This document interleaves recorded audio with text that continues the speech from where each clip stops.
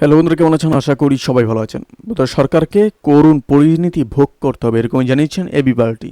বোধহয় জনগণের টাকা লুট করে দিনের পর দিন নাগরিকদের লোডশেডিংয়ের যন্ত্রণায় দুর্বিষহ জীবন যাপনে বাধ্য করছে সরকার। আর বিদ্যুৎ খেকো এই সরকারকে এই জন্য করুণ পরিণতি ভোগ করতে হবে বলেও হুঁশিয়ারি করেছে আমার বাংলাদেশ অর্থাৎ এবি পার্টি। বিদ্যুৎ খাতে যথেষ্ট লুটপাট ও বছরই 4বার বিদ্যুতের মূল্য বৃদ্ধি করে জনগণকে নির্মম শোষণের প্রতিবাদে আয়োজিত বিক্ষোভ সমাবেশ এবং মিছিল থেকে এই হুঁশিয়ারি দেন এবি পার্টির নেতারা।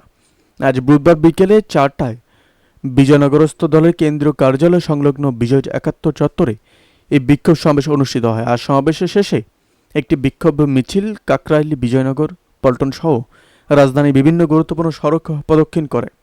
এবি পার্টির প্রচার সম্পাদক আনোয়ার সাদাত টুটুলের সঞ্চালনায় ও আহ্বায়ক এফ.এ.এম.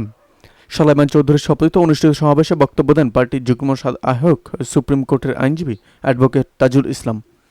এই সরকারের প্রতিটা কর্মকর্তা কর্মচারী আজ দুর্নীতিতে নিমজ্জিত।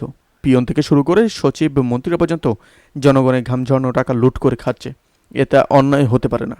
এবি পার্টি জনগণের অধিকার আদায়ের জন্য কাজ করে, এরকমই জানিয়েছেন এবি পার্টি। অবশ্যই আমরা এই বিষয়ে বিস্তারিত পরবর্তী আলোচনা করব, পরবর্তী ভিডিও আসছে। এবং এই আপডেট প্রসঙ্গে আপনাদের কি মতামত অবশ্যই আমাদের কমেন্ট করে জানাতে ভুলবেন না।